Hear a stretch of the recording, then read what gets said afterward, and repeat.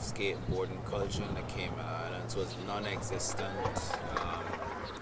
It was hard for us to get boards. We couldn't receive any wheels, any trucks. It was just hard for us to actually get a board to skate with. So sometimes we had to actually like borrow our friends or make our own boards. It was just really hard. It wasn't like how it is today. So being in the Cayman Islands, away from the U.S., it was really hard. We had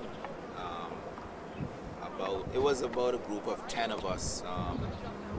We had Junior, Randy, Andre, Kingsley, Mark, Barry, Ryan, Joel, David, the Rasta guy.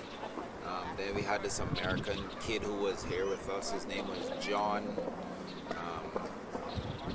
It was a handful of us, and we all stick together, and it was nice when we first started, all of us. It wasn't a lot of us skating. It was just a few of us skating back then, but eventually the culture kind of caught on, but not as quick as it was, in the U.S. at the time. Within, like the 70s when they had the sidewalk surfing, then the 80s they introduced the street trick boarding. It wasn't as vibrant as it was in the U.S. So we struggled, and it kept we kept going, and it came to a point that we actually kind of like we got it to a stage that it was okay. We skateboard every day, sometimes in the night, even late at night. Late at night. Sometimes we didn't even go home. We actually skated after church. Every opportunity we got, we skated. Every opportunity. So it was fun. One of my favorite spots was the courthouse in town. The courthouse was really nice. It had long ledges, long white ledges that we used to slide on. It had some steps, some stairs. That was my favorite spot, actually. Well, some of my accomplishment was the ollie. I really liked to ollie. That was my best trick. In terms of ollie height and distance, I think that was my accomplishment. There wasn't no hard tricks because we all learned. We learned from each other, so everything was, it wasn't really much of a hard, because everything we kind of learned. So we kind of kept everybody going within the group. Yeah. When it came to skateboarding, our shoes we had to order. It took by mail. It took like almost 10 days to get a board here, and then we had like one pair of shoes we had to keep putting tape, duct tape. Then we got this thing called shoe glue, and once we got that, that was like the best thing that we ever had. So it was really hard, and ordering a board and ordering wheels, ordering trucks was like the hardest thing for us. It did eventually come, but it took us like 2 weeks to get a board. So if our board broke, we had to wait, until our board comes. So no, I think the only time we actually got in trouble was there was a time by the courthouse when we were videoing, and this police cop drove across and asked us what we were doing. But other than that, it wasn't really, we never got in trouble because, as I said, it was new to Cayman, so nobody really took interest in it. So it was like, oh, that's just a bunch of kids rolling around. So no, we never really got in trouble. Yes, as far as I can remember, there was one in the Brock. It was like a youth group kind of exhibition, and we all went over to the Brac, which is another island close to us, and we did a competition. And actually, I came first in that. It was like a more of a downhill racing, so that was the first competition that actually, yeah, it was like a first person to reach actually the bottom of the. It was like a downhill, so it was like who reached to the bottom first, and then it was nice. It was really exciting. So that was my first competition. One of our own local guys.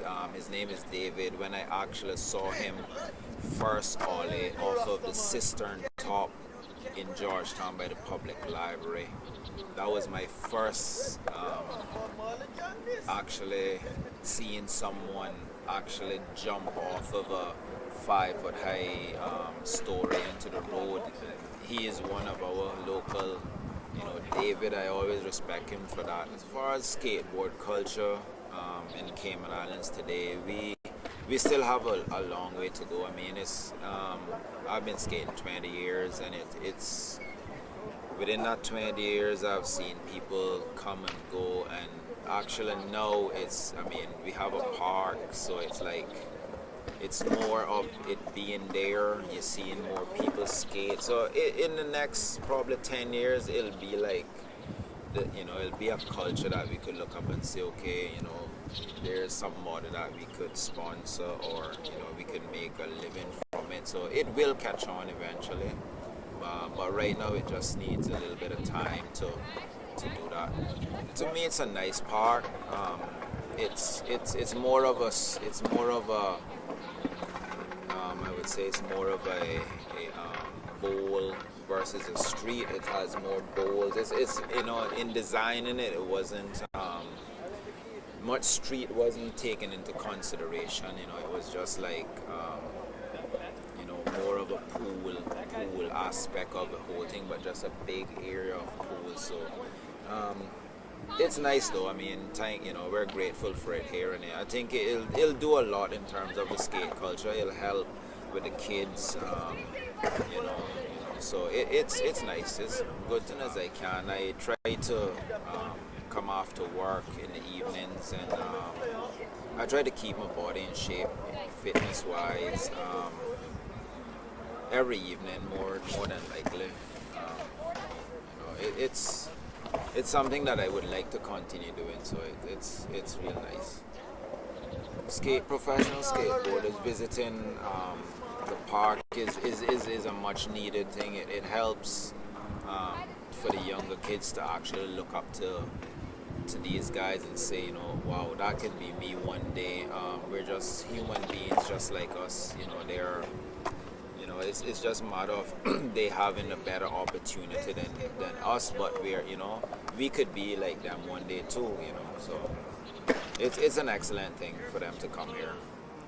The only place that I actually visited is the U.S., and their culture is normally just the normal real street skating. I've been to England, I've been to Germany, but not skating. But it is also there. The skate culture is there, but the U.S. has the most influence on when it comes to skate culture. So the U.S. is more likely the place to actually go to see, when you want to skate. So my other talents and interests: football, soccer, fishing, enjoying the sea, spear fishing, diving, spending time with my wife. But skateboarding, I really like skateboarding. It has done a lot for me in terms of actual, loving it, doing something different, making people say, wow, how can you do that, with just a board under your feet without falling down. It's just real different. It's like an X game type of extraordinary sport. So it's really nice. Skateboarding is the best. My proudest moment would actually be when I was presented with a board from a professional skater, which I actually admired. Um, he gave me a skateboard, and I was like, wow, I actually got a board from a professional. So it was like, I think that was my proudest moment, to actually have a professional actually give me his personal board that he actually skates. So my favorite skateboarders or skateboarder right now at this moment would have to be Matt Hensley. Reason being, he is, to me, he's just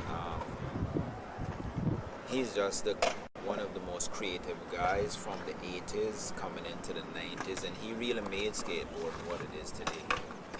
Yeah, Matt Hensley and the 8th Street team. My message and advice to the younger generation is it's not easy, and you can't give up. Everything doesn't come without hard work. You have to work hard. Um, you have to put in your work to see the fruits of your labor, and don't give up. Just be positive, work hard, and you'll accomplish a whole lot of stuff. Just be positive in everything you do.